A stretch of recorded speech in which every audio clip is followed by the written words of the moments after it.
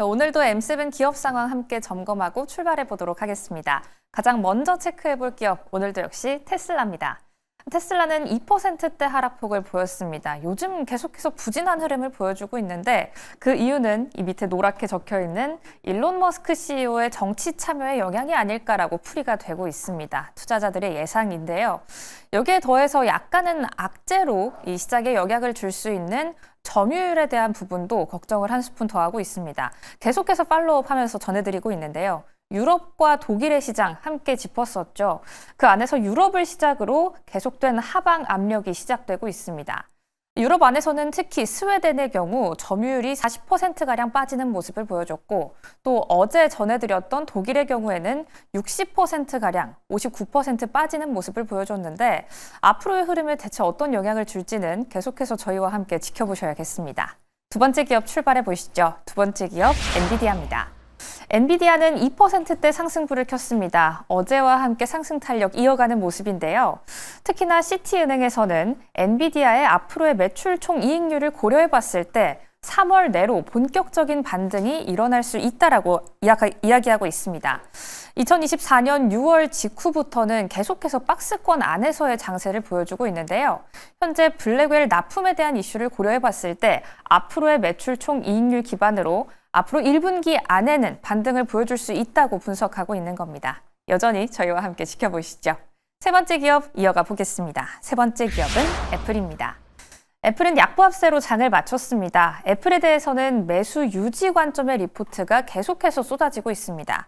먼저 JP모건의 경우 1월 앱스토어 매출이 전년 대비 17%가량 증가했다라는 점을 꼽으면서 매수 유지 관점 이야기하고 있고요. 두 번째로 에버코어 또한 분기 매출이 소폭 성장할 것이다라고 이야기하면서 매수 유지 의견을 밝히고 있습니다. 현재 애플은 뒤에 그려져 있는 그림이죠. 구글 인바이트라는 초대장 플랫폼 기반의 앱을 하나 더 개발했습니다. 계속해서 새로운 움직임 포착되고 있다는 점 전해드리도록 할게요. 다음 기업 출발해 보시죠. 다음 기업은 마이크로소프트입니다. 마이크로소프트는 강보합권에서 장을 마쳤습니다. 계속해서 오픈 AI 소식 팔로우업 해드리고 있는데요. 샘 올트먼 CEO 오늘도 바쁩니다. 인도 IT 장관과 이번에는 저비용 AI 생태계에 대해서 논의하겠다라고 밝혔는데요. 또 어제는 아부다비에 방문했다가 오늘은 인도입니다. 계속해서 기업의 총수들과 이번에는 IT 부문 장관까지 만나는 모습인데 역시나 저비용 AI라는 이 키워드를 보면 딥시크를 계속해서 의식하는 듯 보입니다. 앞서 어제도 다뤘지만 자동차 시장에서도 이 가격 메리트가 점점 심화되고 있다면 AI까지 그 영향이 퍼져가고 있다는 점 함께 짚어보시죠. 다음 기업 넘어가 보겠습니다. 마이크로소프트의 뒤를 잇는 알파벳입니다. 알파벳 역시 약보합권으로 장을 마쳤습니다. 구글에 대해서 어제 한 가지 이슈가 들려왔죠. 5년 내에 이 양자 컴퓨팅이 상용될 것이다라고 이야기를 했다라는 점인데요. 구글의 양자 AI 사업부 책임자의 언급이었습니다. 5년 내로 이 민간에 활성화될 수 있는 양자 컴퓨팅 어플리케이션이 출시될 것이다라고 이야기하면서 특히 재료과학, 의학, 그리고 에너지 분야에서 독보적인 지위를 차지할 것이다라고 이야기했는데요. 젠슨 화학 CEO의 20년 발언과는 계속해서 대조적인 양상의 기조가 언급되고 있습니다. 특히 최근 빌 게이츠는 5년보다 더 짧습니다. 3년 내에 상용화가 될 수 있다는 점 짚었다는 점도 함께 체크해 보시죠. 다음 기업 넘어가 보겠습니다. 다음 기업은 메타입니다. 메타는 오늘도 강보합권입니다. 어제에 이어서 초록불 켜주고 있는데요. 이 이유가 뭘까요? 메타는 딥시크의 영향도 살짝은 피해 나가는 듯 보입니다. 그 이유는 투자자들이 메타의 강력한 수익성에 보내는 믿음이 약간 견고하기 때문인데요. 특히나 광고 매출에서의 신뢰가 정말 두텁죠. 페이스북과 인스타그램이라는 양 기둥을 보유하고 있습니다. 그 안에서 인스타그램의 경우 이번 스레드의 월간 활성 사용자 추이가 3억 2천만을 돌파했다는 점 새로운 소식으로 업데이트해드립니다. 다음 기업 체크해 보시죠. 메타의 뒤를 잇는 아마존입니다. 오늘 실적 발표가 예정이 되어 있죠. 아마존은 강보합권으로 거래를 마치는 모습입니다. 현지 시간으로는 26일이라고 하면 살짝 익숙하실 텐데요. 바로 엔비디아의 실적 발표 날입니다. 아마존은 이날 하드웨어 이벤트가 예고가 되어 있습니다. 여기에서 어제 전해드렸던 알렉사 AI에 대한 본격적인 이야기가 다뤄질 예정인데요. 이것보다 오늘은 실적 발표에 조금 더 주목해 보시면 좋을 것 같습니다. 이렇게 M7 기업 상황 함께 점검해봤습니다. 이제부터는 썬투자 송범선 실장과 이야기 나눠볼게요. 네, 실장님 안녕하세요. 안녕하세요. 네, 한 주를 마무리하는 금요일 장입니다. 물론 미국장은 남아있지만요. 3대 지수 마감 상황 함께 짚어주시죠. 네, 3대 지수 괜찮게 좀 흘러가고 있습니다. 여러 가지 나스닥도 그렇고 어느 정도 회복세가 나타나고 있고요. 지금 실업수당 청구 건수가 나왔는데 예상치보다 좀 긍정적으로 나타났기 때문에 예상치 상회하는 느낌으로 했기 때문에 나스닥이 좀 좋아졌다 이렇게 판단하는데 반면에 이제 다우존스 지수는 소폭 조정을 받았어요. 그래서 전통 지수 같은 경우는 약간은 조정받았다라는 측면이 있고 이거는 제가 봤을 때는 이 아마존의 실적이 월마트의 실적보다 분기 실적이 아마존의 실적이 더 높을 것이다라는 전망이 나오면서 그런 점이 좀 반영되지 않았을까. 이 다우존스는 전통 산업이기 때문에 약간 월마트처럼 전통적인 것들 그런 것들이 뭐 많이 포진돼 있고 나스닥은 아마 아마존처럼 이렇게 기술적인 것들, 첨단 산업, 인터넷 이런 것들이 많이 돼 있다 보니까 이런 분위기가 어느 정도 반영된 것으로 판단되고요. 전반적으로는 실업수당 청구 건수 예상치보다 좋게 좀 나오면서 뭐 어쨌든 이런 전반적으로는 기술주들 위주에서는 나쁘지 않았다. 저는 이렇게 좀 판단하고 있습니다. 기술주 중심으로는 그래도 괜찮은 흐름을 보여줬다라고 언급을 해주셨습니다. 저희 또 오프닝에서 다뤄져서 일라이릴리 먼저 짚고 갈게요. 일라이릴리 실적 발표가 됐는데 어닝 서프라이즈임에도 불구하고 저희가 또 눈여겨봐야 하는 부분이 있다고요. 네, 그렇죠. 어닝 서프라이즈로 실적은 굉장히 좋게 나왔습니다. 근데 다만 이제 당뇨병이라던가 비만 치료제 이쪽에 대한 실적은 별로 좋지 않게 나왔다라는 측면인데요.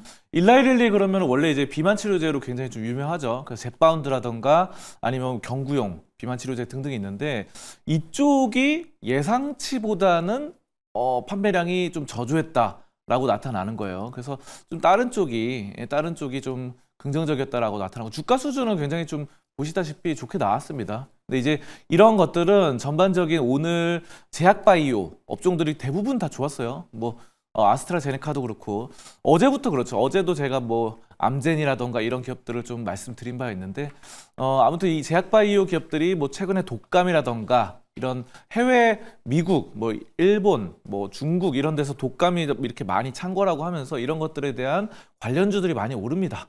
그렇기 때문에 제약바이오주를 좀 주목해 봐야 되는데 이 비만 치료제 관련해서는 좀 이게 일라이릴리가 안 좋았다. 나머지 실적은 좋았다. 그래서 주가도 올랐다라는 건데 이 왜 그런가 하면은 사실 경쟁자가 엄청나게 많습니다. 예를 들어서 노보노디스크, 네. 노보노디스크의 위고비 이런 것들은 우리나라에도 상륙을 했죠. 위고비. 그래가지고 그만큼 노보노디스크의 위고비가 좀 위상이 좀 높아지면서 상대적으로 젯바운드라던가 아니면 일라이릴리의 제품들이 좀 판매가 저조한 거 아닌가 뭐 이렇게 좀 생각이 되고요.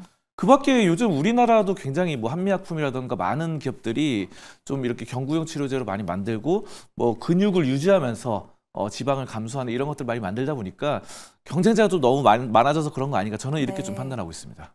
비만약 매출은 기대치에는 미치지 못했다라는 부분, 경쟁자들이 있었다라는 부분까지 함께 짚어봤는데요. 저희 또 방금 들어온 소식으로 아마존의 실적이 발표가 됐습니다. 4분기 매출이 예상치를 상회한다라고 드러났는데 아마존 실적 한번 짚어주세요. 지금 시간의 흐름도 함께 언급해 주시면 좋을 것 같은데요. 대단한 것 같아요. 아마존이 진짜 이 아마존이 바로 유통의 상징성이 있는 건데요. 제가 앞서서도 말씀드렸다시피 기존의 유통이라 그러면 월마트가 대표적이죠. 네. 월마트가 대표적인데 이거는 이제 오프라인 상점. 우리가 이제 뭐 코스트코라던가 아니면은 우리나라로 치면 이마트처럼 이렇게 직접 가서 하는 그런 느낌이라면은 아마존은 이제 인터넷 상거래로 많이 처음부터 컸던 이런 종목 기업이고 우리나라 지금 쿠팡처럼 이런 기업이죠. 그래서 인터넷이나 온라인으로 많이 컸던 기업이기 때문에 근데 이번에 분기 매출이라든가 4분기 매출 이런 것들이 처음으로 이 월마트를 아마존이 넘어선 겁니다. 이거는 기존의 유통 공룡, 오프라인 공룡을 온라인이 집어삼키는 이런 상징적인 것이 되지 않을까 싶습니다. 이게 뭐 비단 미국뿐만 아니라 이제 우리나라도 마찬가지고 아까 말씀드린 이마트라든가 뭐 여러 가지 오프라인 상점들 해외가 다 이렇게 될 것 같아요. 아마 또. 그래서 이런 아마존의 이런 실적 부분들이 정말 놀랍다라는 점이고 주가 수준 같은 경우도 계속해서 좀 상승세가 나타나다 보니까 이런 점이 좀 강세로 나타난다 보여지고요. 그래서 뭐 이런 아마존이 상당히 좀 놀랐습니다. 그래서 우리가 이제 아마존의 이런 흐름들을 좀 긍정적으로 좀 판단하고 있고요. 상당히 뭐 아까 전에 일라이릴리 같은 경우도 그렇고 새로운 이런 기술 첨단 종목들이 좀 눈에 띄고 있고 실적에 따라서 네. 좀 많이 움직이고 있다 이렇게 좀 판단하고 있습니다. 네, 네. 아마존의 실적까지 함께 짚어봤습니다. 그럼 이제부터는 간밤 빛났던 특징주 한번 짚어보도록 할 텐데요. 제가 또 실장님 앉아 계실 때 옆에서 브리핑을 하고 있잖아요. 네. 엔비디아가 이 딥시크라는 어떻게 보면 폭풍을 살짝 비껴가면서 이제 다시 좀 좋은 의견들이 나오고 있어요. 엔비디아 한번 다뤄주시죠. 그렇죠. 엔비디아가 정말 굉장합니다. 왜냐하면은 이게 어떻게 보면 딥시크 때문에 많이 움직인 것 같아요. 네. 왜냐하면 딥시크가 처음에 나왔을 때는 비용이 뭐 10분의 1밖에 안 됐는데 효율은 굉장히 높다라는 맞아요. 측면에서 많이 이렇게 호평을 받았는데 지금 보면은 뭐 우리나라도 그렇고 해외에 많은 나라들이 딥시크를 차단하고 있습니다. 이 왜냐? 야, 딥시크가요, 이 개인정보를 과도하게 수집을 하면서 유출 우려가 불거지고 있습니다. 개인정보 유출. 그렇기 네. 때문에 우리가 이제 또 우리나라도 마찬가지고 서양권 국가들은 더 개인정보 이런 거에 신경을 많이 쓰거든요. 자, 그러다 보니까 호주, 이탈리아, 일본, 대만 등등 각국에서 사용 차단 금지 조치가 내려지고 우리나라도 마찬가지로 사용 차단 조치가 내려졌죠. 그렇다 보니까 사실 엔비디아가 딥시크 때문에 많이 크게 하락을 했었는데 저렴한 반도체를 사용해서 뭐 기존의 엔비디아의 고반도체 H100이라던가 이런 게 아니라 굉장히 싼 H800 이런 것들로 해가지고 해서 잘 된다 싶었는데 이게 알고 보니까 정보를 빼내가는 이런 뭔가 악행이 있지 않나 이렇게 좀 의심스럽습니다. 그래가지고 엔비디아가 좀 더 안정적이고 또 믿음직하다라는 측면 그리고 블랙웰 엔비디아의 블랙웰이 이제 슈퍼마이크로로 납품이 되는데 뭐 활용을 잘 해가지고 AI 서버를 대량 생산하겠다라고 밝혔거든요. 그래서 블랙웰의 이제 발열 문제 때문에 좀 문제가 있긴 하지만 그래도 이런 것들은 시간이 지나면 점점 해결되는 부분입니다. 그렇기 때문에 저는 엔비디아가 이제 딥시크 충격에서 가장 좀 긍정적이다 이렇게 좀 판단하고요. 차트 흐름상 보셔도 굉장히 많이 회복세가 나타납니다. 지금 양봉이 아랫단에서 4개가 나타났어요. 그래서 이 하방에서 이제 간밤 사이에는 이 아랫꼬리를 길게 잡아내면서 상승하는 흐름들이 상당히 긍정적입니다. 그래서 이런 점들이 이동평균선을 좀 돌파해 나가면서 좀 상당히 돌파해 나가는 흐름들 나타나기 때문에 저는 엔비디아를 지금 오늘의 좀 긍정적인 그런 부분으로 판단하도록 하겠습니다.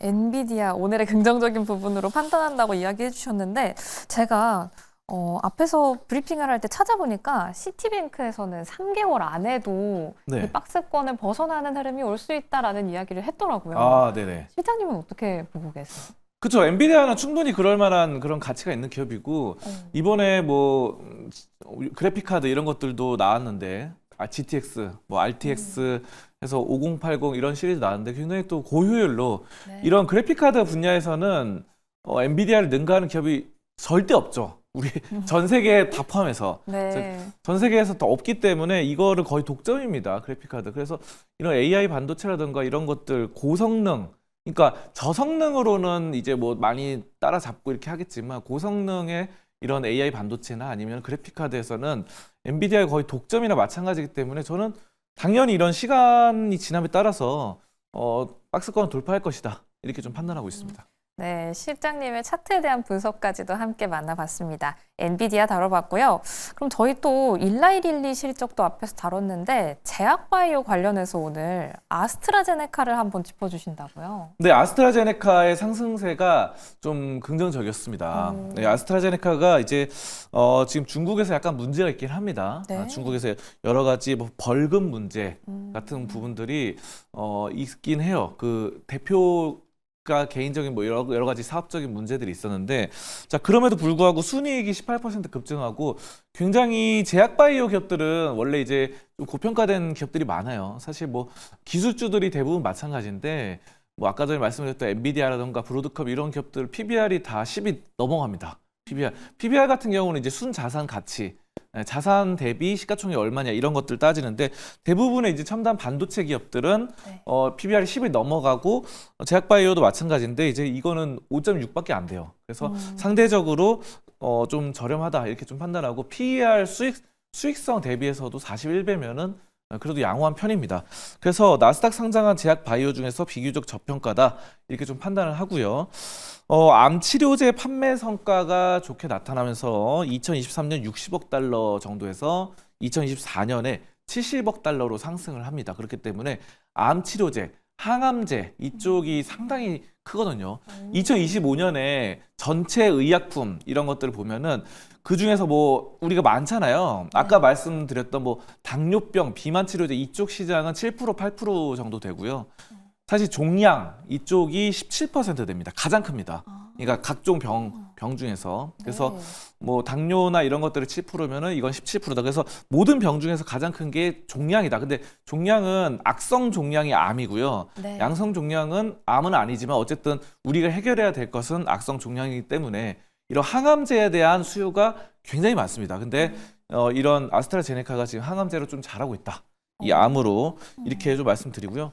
차트를 보시면은 지금 굉장히 좀 좋다고 저는 판단하고 있어요. 그래서 왜냐하면은 이 상승세가 간밤 동안에 좀 길게 나타났는데 간밤에 5%까지 올랐다가 지금 1.78% 상승인데요. 약간 상승폭을 낮췄죠. 그래도 지금 보시면은 이 이동평균선 이거 지금 검은색이 있는데 검은색 121선이거든요.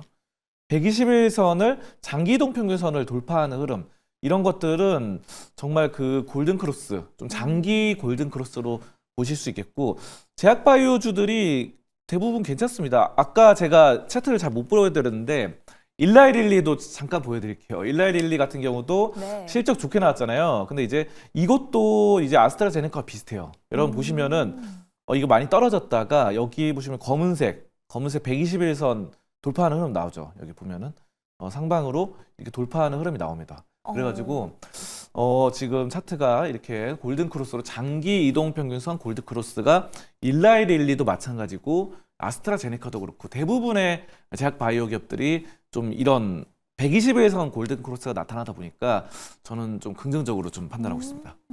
네, 일라이릴리, 뭐 아스트라제네카를 포함해서 지금 전반적으로 제약 바이오를 좀 주목해보면 좋을 시기인 것 같습니다. 이렇게 두 종목 함께 언급하면서 다뤄봤고요. 또 아스트라제네카는 제약 바이오 안에서도 저평가 종목으로 언급을 해주셨는데 또 다른 저평가되고 있는 종목 한 가지 더 언급을 해주신다고요? 네, 이거는 이제 금융 관련 기업인데 코그니전트로 보시면 되겠습니다. 그래서 이거는 금융 부문 서비스 이렇게 하고 있는데요.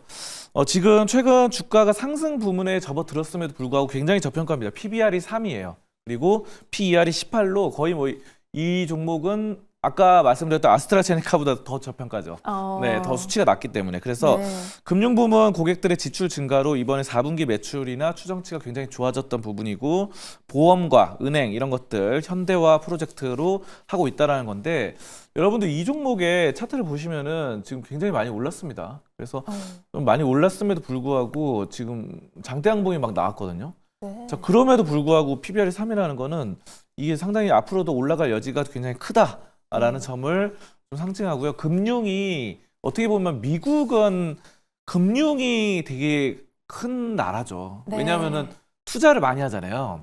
전 세계에 돈이 많다 보니까 미국 시장에 뭐 투자자들이 뭐 워렌 버핏도 한국에 있는 기업들에 투자를 하기도 하고 또 그 밖에 다양한 투자자들이 한국의 외국인 투자자로서 존재를 하기도 하고 미국은 이제 돈으로 이제 움직이는 그런 금융적인 산업이 발달된 나라다 보니까 금융 서비스를 하는 이런 코그니전트 같은 회사들은 좀 긍정적이다. 저는 이렇게 좀 판단하고 있습니다. 워낙에 금융주가 또 차지하고 있는 비중이 크기도 하고요. 미국 내에서 코그니전트 테크놀로지 솔루션 함께 짚어봤습니다. 또 금융 부분 고객 지출 증가에 대한 부분도 언급을 해주셨으니까요. 이 부분도 함께 참고해 보셔야겠습니다. 그럼 다음 종목으로 넘어가서 저희 또 어제 실적이 나왔던 퀄컴도 이야기를 해보고 싶어요. 네.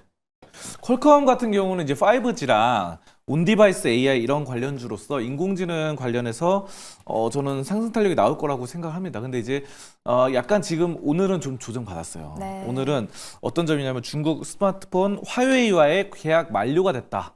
화웨이가 이제 전 세계에서 굉장히 큽니다. 그 오픈랜이라던가 중계기, 세계 중계기 이런 부분에서 광통신에서 연결하는 통신적인 게 큰데 여기랑 계약이 만료됐다라는 부분, 이런 무상통신 이런 부분에서 화웨이가 이제 지금 만료됐기 때문에 퀄컴이 조정받지만 앞으로의 이제 5G와 또 6G도 나온다고 하죠. 자, 그리고 온디바이스 AI 이런 점들에 따라서 저는 퀄컴이 충분히 지금의 주가 수준보다 좀 올라설 것이다 생각하고 실적 부문도 앞으로의 상승 탄력은 좀 더 좋아질 것이다 이렇게 좀 판단하고 있습니다. 그럼 만약에 투자자의 입장에서 지금 이 시기가 퀄컴에 들어가 봐도 좋은 시기라고 또 생각하세요? 네, 지금 퀄컴은 뭐 차트상 봤을 때는 굉장히 좀 조정기예요, 조정기. 근데 저는 이런 부분을 오히려 좀 조정 많이 받았을 때 좀 눌림목이 나왔을 때 들어가는 게 오히려 낫다고 판단해요. 이렇게 막 올라갈 때 따라 들어가면서 추격 매수보다는 어느 정도 눌림목 때 좀 노래 보는 것도 좋겠다. 저는 이렇게 판단합니다. 네. 네, 지금 시기에 한번 들어가 볼까라고 생각해 보는 것도 좋을 것 같습니다. 퀄컴 함께 이야기해 봤고요. 그럼 이제 저희가 함께 공략해 볼 실장님의 탑픽 종목도 한 가지 만나볼게요. 오늘 어떤 기업 소개를 해 주실까요? 네, 오늘 필립 모리스 좀 오. 설명드린대요. 이 회사는 담배 회사입니다. 담배. 근데 이제 굉장히 아시아, 유럽, 뭐 아프리카 이런 데 해외 담배 판매량이 굉장히 좋게 나왔어요. 실적이. 그래서 오늘 주가 수준 보면 굉장히 많이 올랐죠. 10%뭐 이렇게 상승을 했습니다. 그래서 이 종목이 굉장히 전통적인 그런 산업인데 판매량이 엄청나게 잘 되고 있다. 라는 측면이고요.